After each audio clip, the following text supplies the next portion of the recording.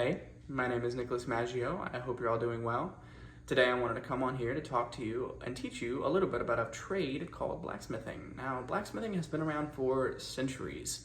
It's the art of forging metal. It's been used for tools, machinery, and weaponry. Nowadays, it's more for hobby use, but it can be very fun and also very rewarding. The first thing you're going to want to do is get some safety gear. A good pair of glasses, gloves, and some boots will definitely serve you well in keeping you protected. Also, some long sleeve shirts and pants would definitely help to make sure no metal, comes in contact with your skin. They do have small slags of metal that can come out whenever you're forging, and it can be a little dangerous if it gets caught in your boot. So you're going to want to make sure to have your pants over your boots. A life lesson learned. But to get started, you're also going to need some tools. The first tool, and one of the most important, of course, is the forge. They do have different types of forges. The coal forge, for instance, uses charcoal to burn.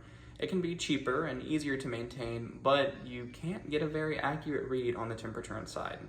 Next is a gas forge. A gas forge uses propane or other type of gases, and you can maintain a steady heat, but it is a little bit harder to maintain and a little bit more expensive. So pick your poison. Next is going to be an anvil. You don't have to start off with a very expensive anvil. You can get a cheap one from Harbor Freight, or you can get a plate of steel. Anything can work as long as it's hard enough. You're going to want to get a hammer or a sledge. 1 to 2 pounds should work fine. You're also going to need a pair of pliers. Hopefully one with long handles if you can find them, just to keep your hands as far away from the steel as possible. It is red hot and it will burn you very quickly. You're also going to need a grinder, files of some sort, or an electric grinder will definitely help in speeding up the process to getting you to your finished product. So now that we have some of the tools out of the way, the first step is forging. You're going to want to heat up your forge and get your metal red hot. You can start with things like rebar or scrap steel and eventually work your way up to nicer metals once you feel more comfortable. You don't want to waste expensive material. So the first step is, of course, heating up the forge. And once you get your metal red hot in there, you're going to want to make sure it's red cherry hot. You don't want to forge it while it's cold. That can lead to things called heat cracks, which when your metal cools down and you keep slamming on it, can cause problems later in the tool, weapon, or machinery's life. So you're going to want to make sure to keep it red hot when forging. As you forge it, you're going to want to lay it out into whatever shape you want by continuously hammering it. They have different shaped hammers and different ways you can accomplish this, but learning the basics and just forging out small leaf patterns is always a good step. You can spread out the material by pushing the hammer long ways or forwards, and you can slowly arch the hammer to make rounded edges or sharper edges if necessary. After doing that, and you have a blank that you have, now it's time to clean it up. You're going to want to clean up that rough blank that you made. This is time where you can use the files and grinder or whatever you have available to you and clean it up to where it's a nicer looking piece. You want to get it shined up or as shined up as you want it.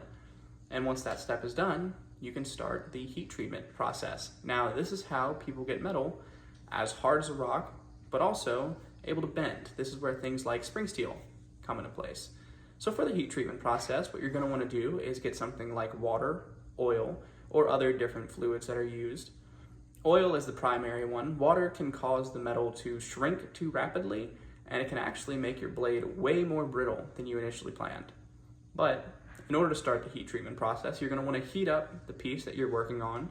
You want to get it hot enough to where metal doesn't stick on it. After that happens, it's pretty much hot enough. There are certain temperatures for different types of metal, but you can learn that as you go.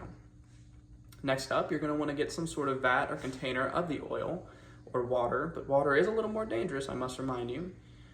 And then, once your metal is hot enough, you're going to want to dunk it in that oil.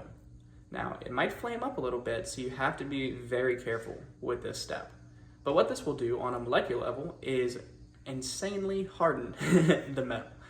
It's going to cause all the metal that's been melting slowly together, red hot, and immediately bring it together, tightening the steel. This will make the metal extremely hard, but also extremely brittle. So after that, you're going to want to anneal it. Now what annealing does is heats up the metal and then you slowly cool it. This will make the ions in the metal slowly roll back to a normal state to where you have a hard but flexible piece. This is the most durable way to make this piece. And after that, you forged your first piece. Congratulations, and I hope you have fun.